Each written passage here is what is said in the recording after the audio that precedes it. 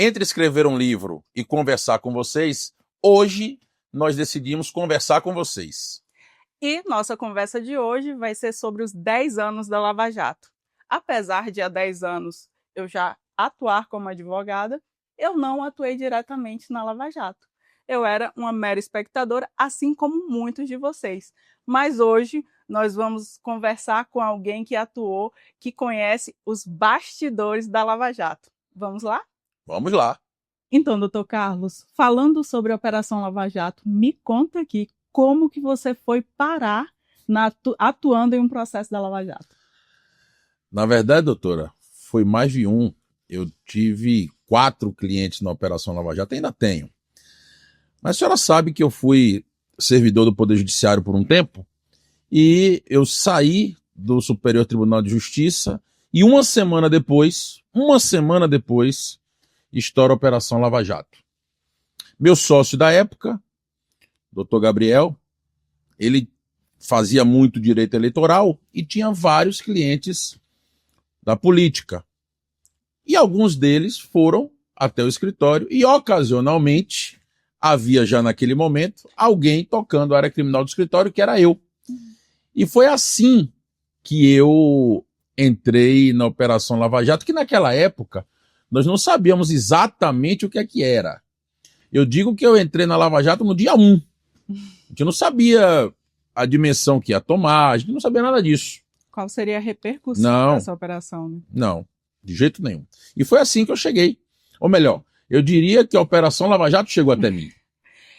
Ok. E quando que você percebeu nessa atuação que havia algo de errado nessa operação? Entramos na operação, como entramos em qualquer processo. Primeiro, o trabalho do advogado é reunir o maior número de informações. E nós fomos fazendo isso, trabalhando, vendo a questão das quebras de sigilo, o que é que tinha de informação, o que é que não tinha. E a operação foi caminhando. Eu percebi que tinha algo errado quando a Operação Lava Jato virou uma espécie de Netflix. A senhora sabe quando está assistindo uma série na Netflix, se termina um capítulo e dá aquele gancho para o outro e já gera aquela expectativa do outro. E eu vi que as coisas iam se repetindo, toda semana uma coisa. Eu vi que começou aquela coisa de deixar tudo em sobressalto. Eu vi que a cobertura da imprensa começou a pautar a operação. Eu vi que muitos agentes da operação eram fontes da imprensa, porque nesse momento, jornalista não tem amigo, né? Jornalista tem fonte. Sim. E também nos procuram. E a gente ia vendo, não que eles dissessem isso, mas a gente ia vendo que a coisa entrou no terreno pantanoso da vaidade. Que foi quando começaram os holofotes, né? Começaram os holofotes, as entrevistas coletivas, aquela coisa muito midiática. Eu percebi, esse pessoal não está na mesma página que eu. Esse pessoal está passando do limite. Juntou com toda uma questão social daquela época. Sim. E aí, não existe spoiler do passado, a gente pode falar, existia um sentimento formado contra o governo da época, aquelas manifestações de 2003, a Lava Jato começou em 14, né? 2013, e viu-se a perspectiva da operação atingir cardeais do partido que governava. E aí parece que todo aquele sentimento se canalizou para a Operação Lava Jato. Então era aquela coisa, temos que pegar fulano de qualquer jeito, porque tem que prender fulano, as pessoas correndo, mas quando é que fulano vai ser preso? A pressão era grande. A pressão era grande em cima do Poder Judiciário. Eu presenciei coisas que eu achava que eu nunca presenciaria. Tivemos um episódio da prisão do senador Delcídio do Amaral, que a gente pode falar daqui a pouco, quando adentrarmos o assunto, mas episódios como esse que me deixaram em sobressalto. Foi aí que eu percebi que aquilo não era um processo comum. Entendi. O processo tinha capa. O processo tinha capa. E a gente percebe isso, viu, doutora? Até como advogado. Porque assim, a gente chega no fórum hoje, ou no Supremo, no STJ, e vai falar sobre um processo. Se ninguém dali for, de algum modo, conhecer a gente, nós somos mais um advogado atrás de mais um processo. O processo é apenas um número. Não, apenas um número. Quando a gente chegava no Supremo, eu advoguei na Lava Jato, no Supremo, no STJ, no Tribunal e na primeira instância. Todas as instâncias. Quando a gente chegava em qualquer lugar que estivesse tramitando um processo da Lava Jato, a pessoa podia não me conhecer, mas eu dizia, o processo tal. Ah, o processo tal. Aí eu comecei, as pessoas começaram a conhecer a gente, que ia lá quase todo dia. Ah, aqui o doutor é advogado de fulano. Já sabia Já, que era advogado de já. cada um. Particularmente eu, que eu não, para um processo dessa magnitude, eu não tinha estagiário, eu não tinha auxiliar, era eu. Eu que ia, não mandava fazer, eu ia. E aí eu ficava conhecido assim, dessa forma. Esse foi o pior momento da Lava Jato ou você tem algum momento em especial que marcou de forma negativa? Eu posso dizer, doutora, que foram 2 momentos que realmente me deixaram bastante preocupado. Um, não teve relação direta com cliente nenhum meu. Uhum. Obviamente que por uma questão de ética eu não vou dizer o nome dos meus clientes. Não, isso não cabe. Mas essa pessoa que eu vou citar não era meu cliente, que fique claro. Mas respingava. Um belo dia, pela manhã, isso era 6:30 da manhã, meu telefone toca, era uma jornalista. Doutor, vai ter uma sessão extraordinária do Supremo, às 8 da manhã. O senhor sabe o que é? Eu falei, extraordinária do Supremo? Não sei o que é. Foi o ministro Teori que pediu para convocar. O ministro Teori, o saudoso ministro Teori, era o relator da Lava Jato. Então eram assuntos da Lava Jato. Aí eu falei, não, o que é que está acontecendo? Botei o paletó e fui para o Supremo. Estavam lá todos os advogados que advogavam na Lava Jato, porque a gente não sabia o que era. Podia ser contra o cliente de qualquer um. Os ministros chegam. Você não tinha tomado conhecimento dessa? Não. Quando eu estava indo para o Supremo, eu comecei a ouvir no rádio as notícias que foi deflagrada mais uma fase da Operação Lava Jato e que tinha sido preso o senador Delcídio do Amaral. Naquele tempo, doutora, a gente ainda achava que a Constituição era obedecida. E eu pensei, peraí, um senador da República, no exercício do mandato, preso? Artigo 53 da Constituição. Os parlamentares federais, deputados e senadores não serão presos antes de uma condenação definitiva, salvo em flagrante de crime inafiançável. Ou seja, não tem prisão preventiva, não tem prisão temporária contra deputado e senador. Não tem. E eu ouvindo que o senador Delcídio do Amaral tinha sido preso por ordem do Supremo. Não é possível, tem algum erro aqui. Chegamos lá e começam a conversar com os outros advogados, ninguém sabe nada. Os ministros chegam e o ministro Teori começa a votar. Foi aquela célebre situação do senador Delcídio do Amaral conversando com alguém ligado a um ex-diretor da Petrobras. E que tinha sido preso por causa disso. Aí eu pergunto a um advogado que estava perto de mim, que prisão é essa? É prisão preventiva? Mas não pode. É prisão em flagrante?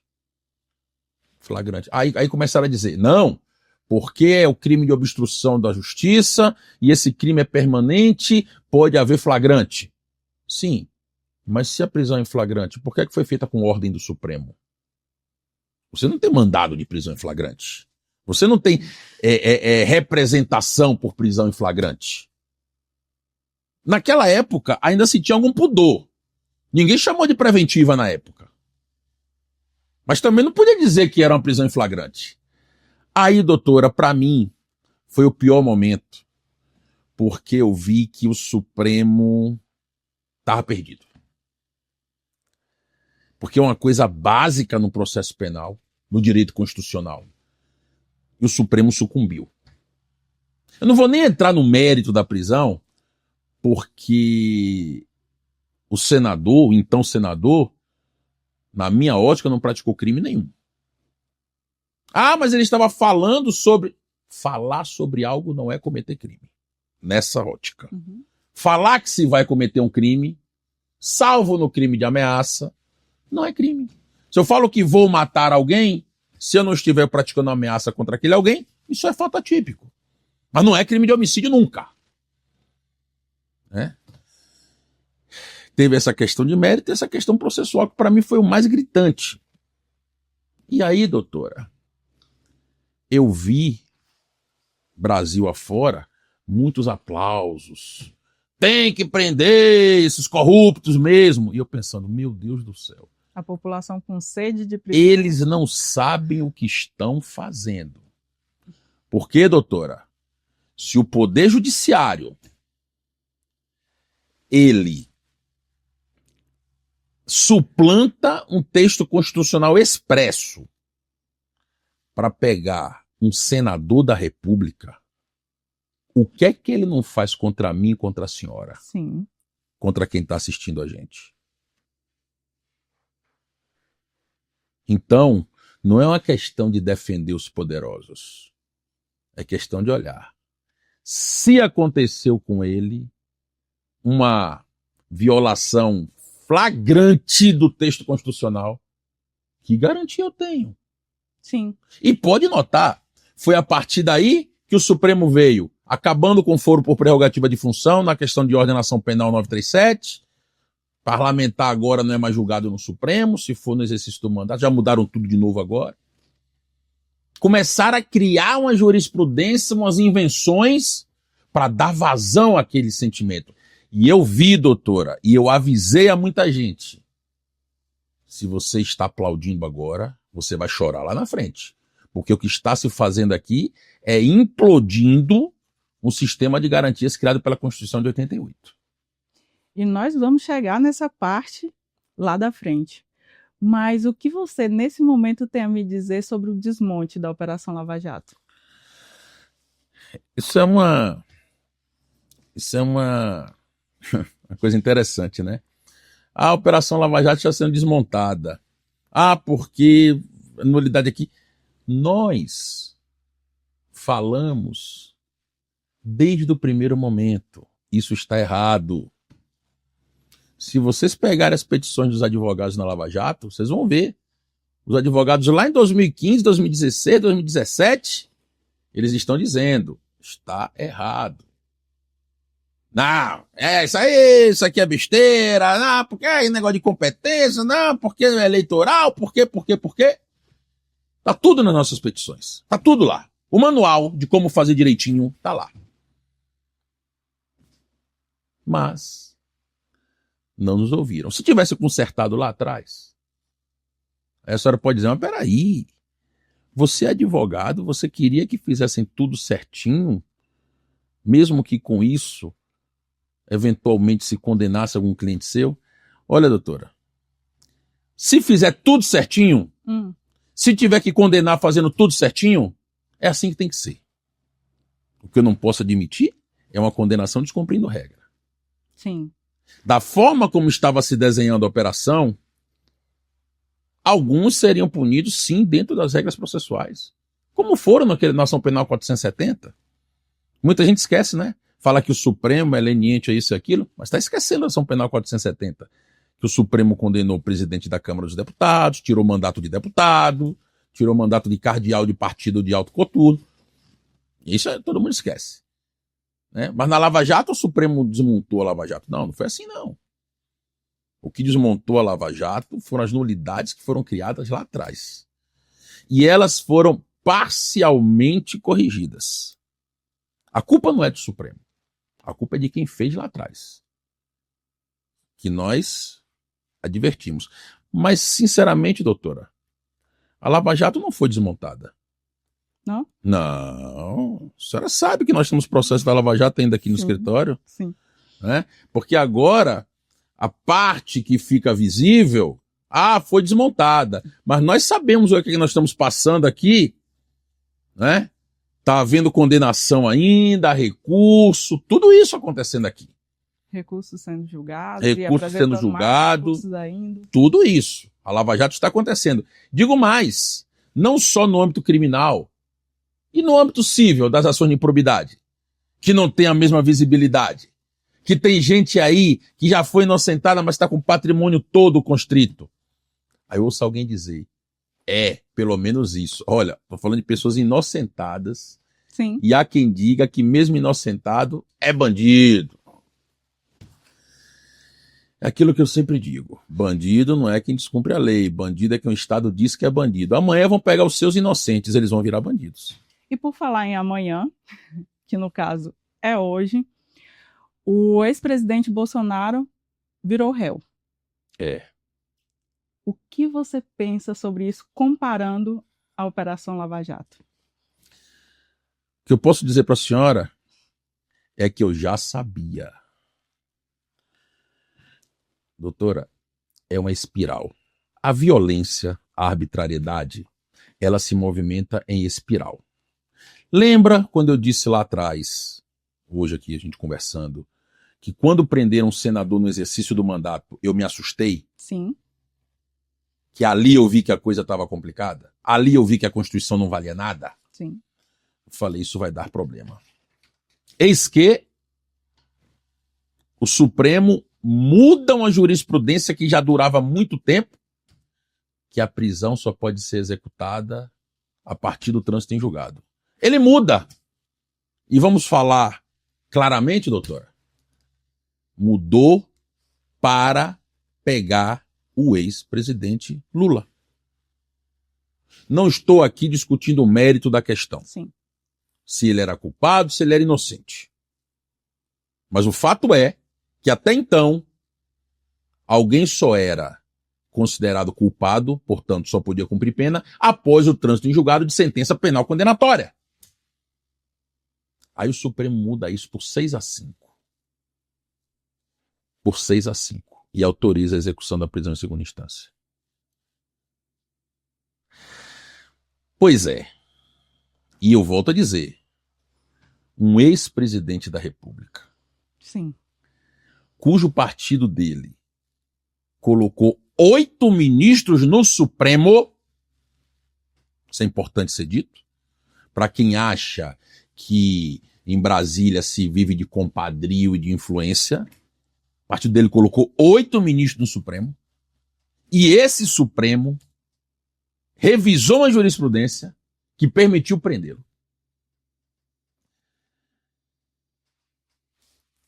Como é que eu, Zé das Couves, o Zé da esquina, vou ter força para segurar uma arbitrariedade dessa, se nem um ex-presidente da República, sim, cujo partido colocou 8 ministros no Supremo, não conseguiu fazer valer a Constituição, não é nem a lei, é a Constituição.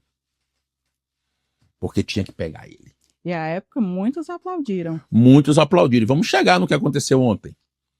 Vamos chegar no que aconteceu ontem. E aí começou-se assim. A violência, a arbitrariedade, elas andam em espiral. O tempo passa, o presidente Bolsonaro se elege, o presidente Bolsonaro sai do poder. Também não vou entrar no mérito se ele cometeu ou não cometeu crime. Sim. O objetivo não é esse. A questão é, o processo que se desenrola contra ele está dentro dos marcos constitucionais? Na minha visão, não. Questão de ordenação penal 937, lá em 2019, salvo engano, o Supremo disse, só tem prerrogativa de foro o parlamentar que praticar o crime no cargo e em razão do cargo. Fora isso, primeira instância. O Supremo mandou uma pilha de processos para a primeira instância. Chega agora, passando por cima dessa jurisprudência, o Supremo avoca tudo. Ah, não. O pipoqueiro, a cabeleireira, sei lá o quê, que foi preso na próxima jurisprudência, vai responder no Supremo porque praticou crime em conexão com o deputado XYZ.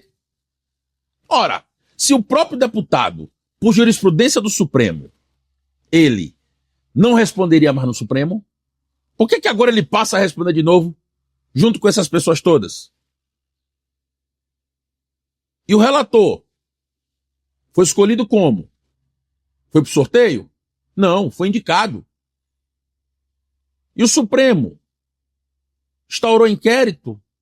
E aqui uma coisa muito importante dizer, doutora. Sim. Que eu vi muita gente falando besteira. Ah, mas o crime teria sido praticado contra o Supremo, contra o ministro do Supremo. O artigo 102 da Constituição não leva para a competência do Supremo quem pratica crime contra ministro do Supremo. Quem tem foro no Supremo é o ministro do Supremo que pratica crime. Mas se um particular pratica crime contra o ministro do Supremo, o foro dele é a primeira instância. Interpretação equivocada, né? É aquela coisa, né? Muita gente reclamava que no Brasil havia muito recurso. Pois bem, agora estamos tendo um processo que praticamente não tem recurso, tá bom? Podemos dizer que qualquer semelhança não é mera Não. coincidência. Eu não vou muito nessa de ficar comparando ilegalidade. Ilegalidade é legalidade, não tem legalidade maior ou menor. O que acontece é que as pessoas ficam mais à vontade para cometer ilegalidades. É a chamada, doutora, teoria das janelas quebradas. Sim. Né? Se o sujeito chega num chão que está limpo, ele tem mais pudores em jogar o primeiro papelzinho de bala. Sim. Mas se ele chega num ambiente que está absolutamente sujo, mais um papelzinho, menos um papelzinho, todos os papelzinhos são iguais, as nulidades são iguais. Já está sujo mesmo? Já está sujo mesmo, sujamos lá em 2014, 15 até 18, 19. Mais uma, menos uma. Então hoje as pessoas se sentem... Lá atrás, lembra que eu falei da prisão do senador? Sim. As pessoas tinham algum pudor. Agora... Ah, mas o foro... Ah, não, vamos votar aqui. O foro, não, o foro é aqui mesmo. Né?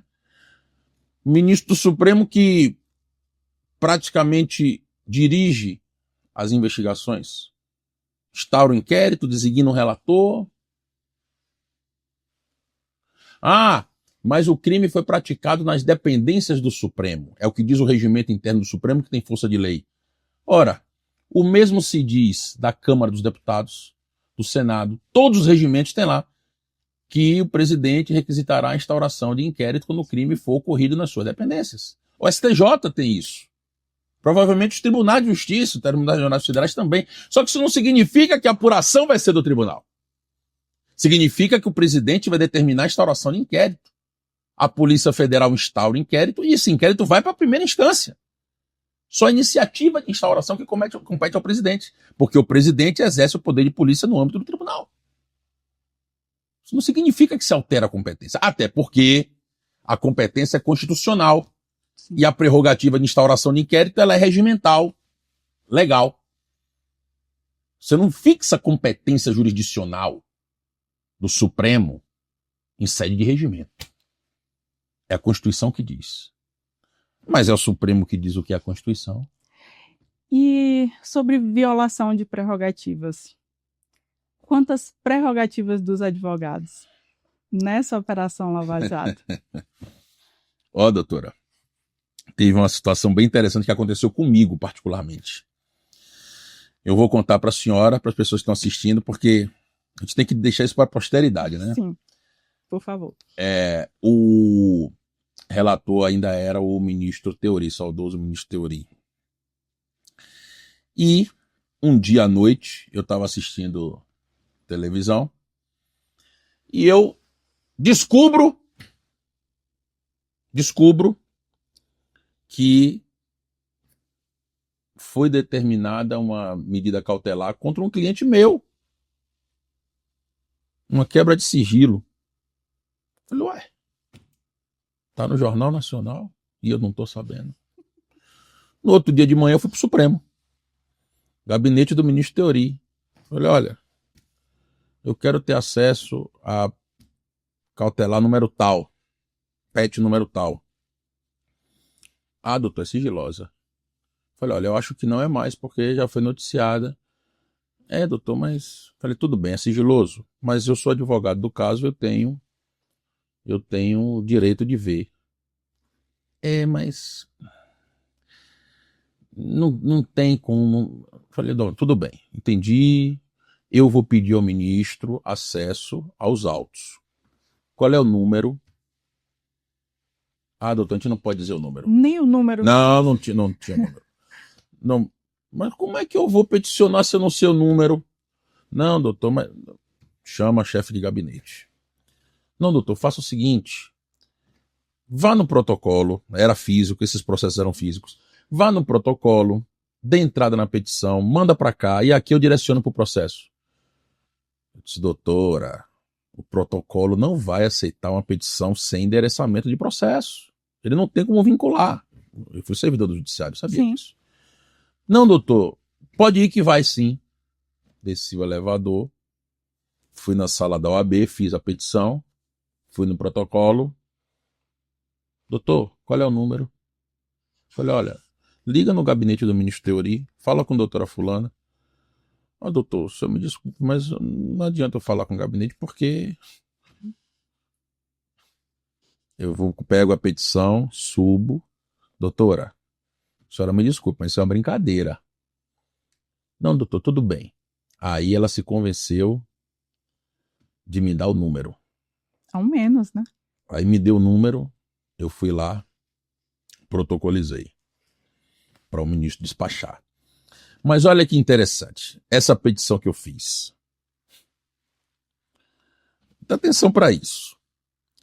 Na verdade, doutora, não existe processo sigiloso.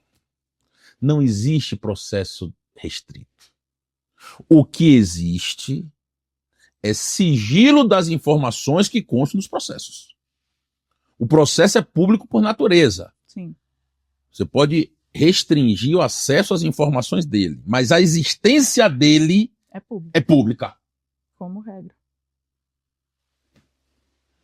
O Supremo criou os processos secretos. Como é que funcionava? Vinha a distribuição. Cautelar número 1, 2, 3. Aí pulava uma. 4, 5, 6, 7. Pulava 4, por exemplo. A gente sabia que aquela 4 era secreta. A gente tinha que acompanhar a distribuição. Mas se você pedisse uma certidão no Supremo, se o seu cliente responde alguma coisa, se ele respondesse um processo secreto, não aparecia. A certidão ia sair, que ele não responde o processo no Supremo. Informação falsa. Falsa. Inclusive, nos processos sigilosos, nós temos acesso até ao andamento. Podemos não ter acesso às informações que constam das petições. Isso. Tá? Mas ao andamento, sim. Então, era assim que funcionava. Teve até com o doutor Maris de Oliveira um caso que ele deu uma aula ao Supremo, né? Porque o Supremo queria saber como é que ele sabia que tinha um processo correndo contra o cliente dele. Aí ele explicou. Muito fácil. Eu vi na imprensa que tinha algo contra ele, fui na ata de distribuição, o único número que pulava, que estava oculto, era esse número 350, por exemplo, não sei se era isso. Então a cautelar 350 passava de 349 para 351. Como naquele dia só se noticiou uma cautelar e a 350 tinha pulado, eu peticionei direto nela que eu sabia que era essa.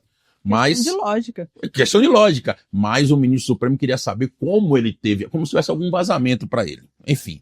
Aí, doutora, nessa petição que pedi acesso, eu, de forma ainda que polida, fui muito incisivo.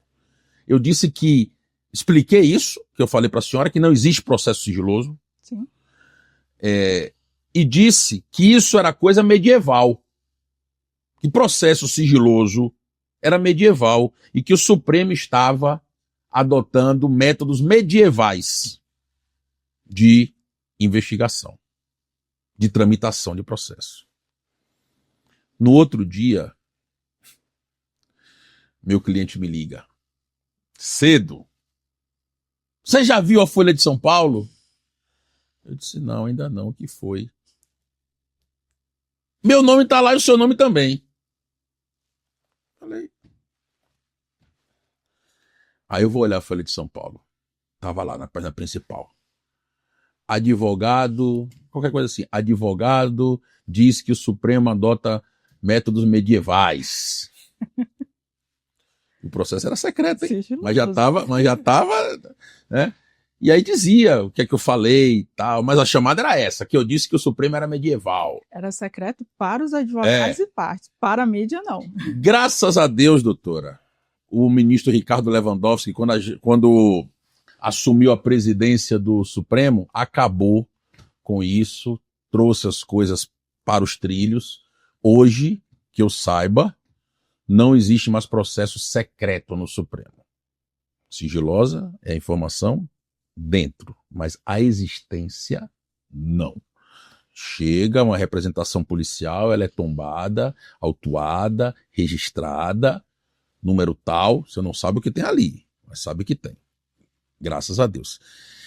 E aí, doutora, eu vejo, e muitas pessoas não entendem esse meu sentimento, muita gente, por conveniência,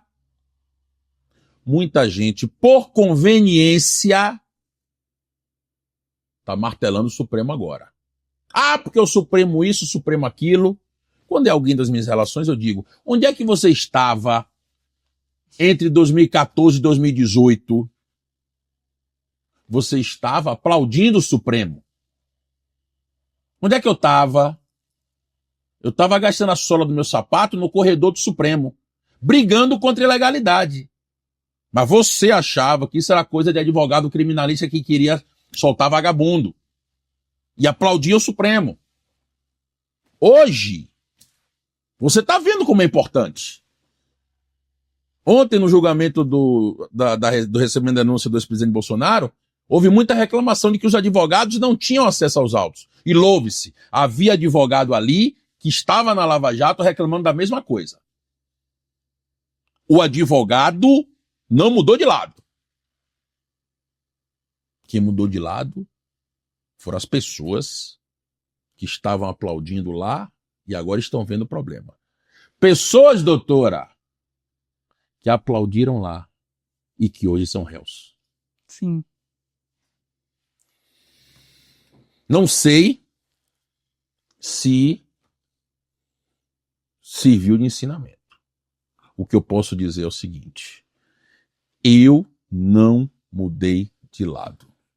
Eu continuo defendendo um processo penal democrático, legal, independentemente de quem seja o réu.